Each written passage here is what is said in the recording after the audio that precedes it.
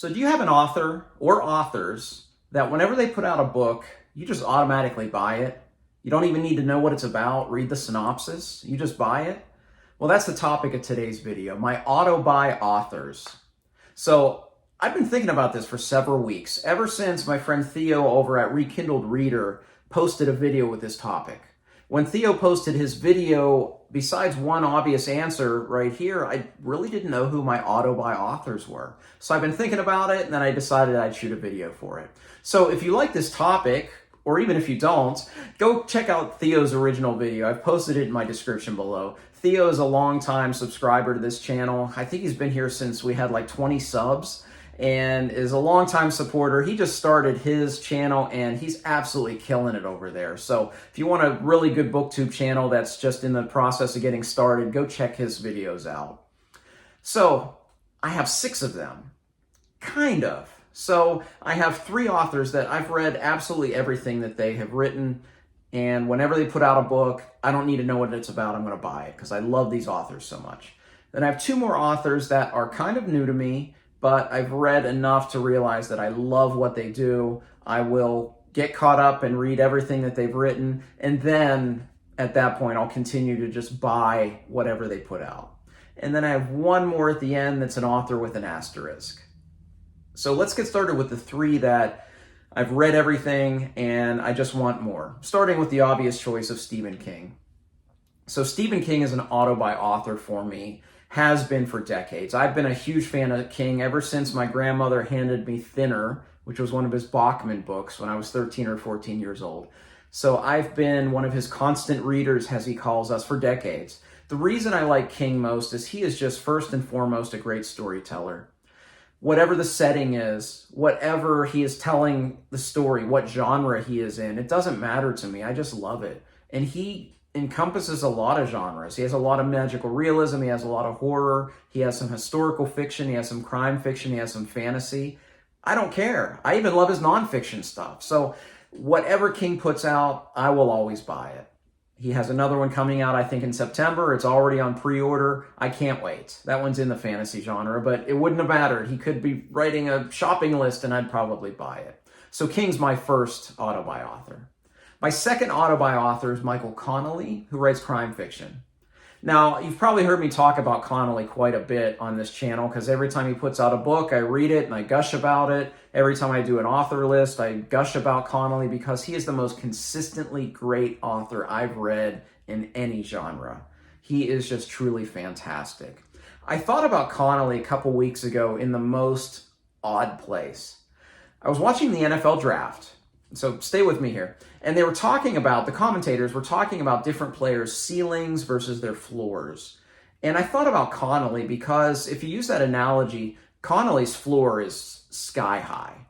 Let's contrast him with King to just drive this point home a little bit. If we're rating a book on a 10-point scale, Stephen King, his best, 10 out of 10. Some of the finest things I've ever read in any genre, 10 out of 10. But King's floor isn't quite as great. He has some stinkers in there. I'd say King at his worst can be like a 2 out of 10. So there's a wide range, even though the heights are sky high. Connelly, on the other hand, he may not reach the heights of a Stephen King. But I would say at his best, he's a 9 out of 10. But Connelly's floor is like a 6. So that's the reason I always go back to him. He was an author that before I caught up with him, I always kept a couple books in reserve so that if I read a couple bad books in a row, I know that I would just pick up a Connelly and I'd be on a good book streak. Connelly's fantastic if you like crime fiction. He's my second auto-buy author.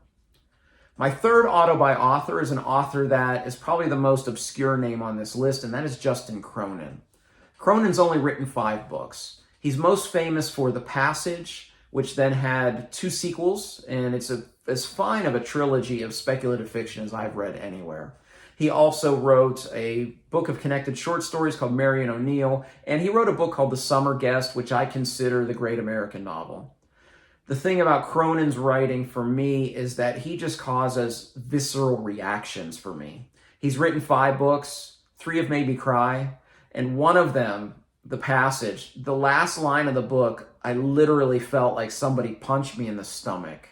Just a truly fantastic author. He has not written a book in 6 years. At least he's not published a book in 6 years. But whatever's next, I don't care what genres it's in. If it's short stories, if it's speculative fiction, I will buy it. So Justin Cronin's my third auto-buy author. All right, the next two authors are authors that are somewhat new to me, but I already love them. I love what they do, and I just can't wait to read more. The first is obvious if you've been watching any of my videos the past few months, and that is Robin Hobb, the queen of fantasy, as they call her. I adore Hobb. She is the first author that I've encountered in decades that makes me wonder if she is going to surpass Stephen King as my favorite author. What I love about Hobb is she creates great character-centric stories. I've read 9 books by her so far in her interconnected series called The Realm of the Elderlings, and it is some of the most remarkable writing I've read anywhere. And she has probably the best prose of anyone that's not Jane Austen, Charlotte Bronte, of that kind.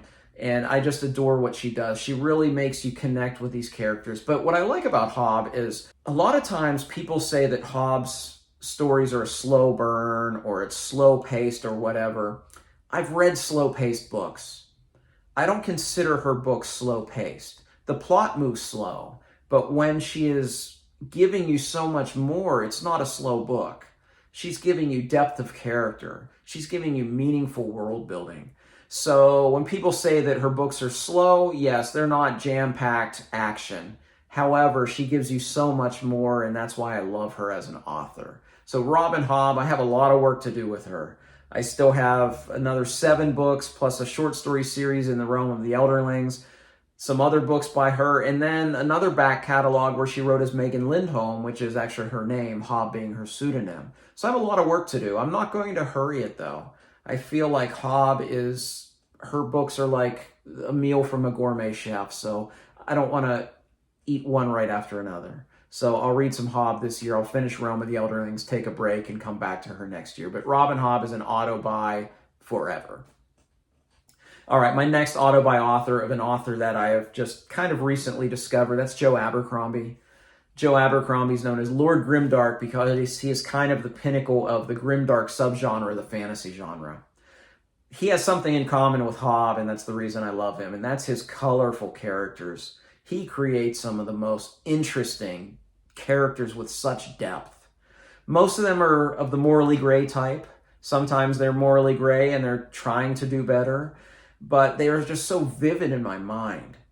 So I had to edit out a little chunk here. I couldn't get my words out in a very coherent manner when I was talking about Abercrombie's characters. But the one thing about his characters is they are so vivid. I mean, I walk around and I quote Logan Ninefingers in real life, say things like, oh, you've got to be realistic about these things. It just shows Abercrombie's mastery at creating character. Abercrombie's style was a lot different than Hobb's. His prose is very stylized. His dialogue is very different. But I equally love his works. I connected with the First Law immediately. What I've read of Joe so far, I've read the First Law, the 3 standalones in the First Law world, and then the short stories. So I have 6 more books of his to get caught up. He is one that I will get caught up by the end of the year. And then whatever's next, you can guarantee I'm going to auto-buy it. Looking forward to reading it. And my final auto-buy author, the one with the asterisk, is Brandon Sanderson. Now, that is not that I do not love Brandon Sanderson. I have a whole Sander shelf up here of all of his works. I love Sanderson's work in the Cosmere, which is his interconnected universe where all of his fantasy stories are told. And the asterisk is this: anything Sanderson writes in the Cosmere is an auto-buy for me. Everything else, case-by-case basis. Most of the other things I really don't have any interest in reading. A lot of his other works are YA or even middle grade fare, so I just don't really have an interest in picking those up.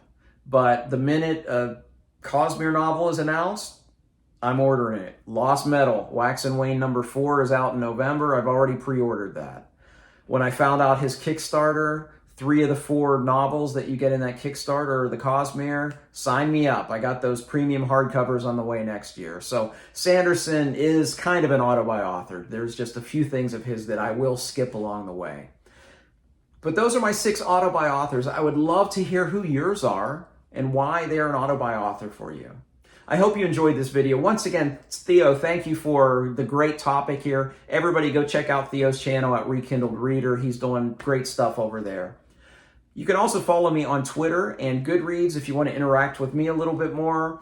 I appreciate all the interactions there. I love the comments in these videos, the likes and the subscriptions. Thank you all for watching my channel. Until next time, goodbye.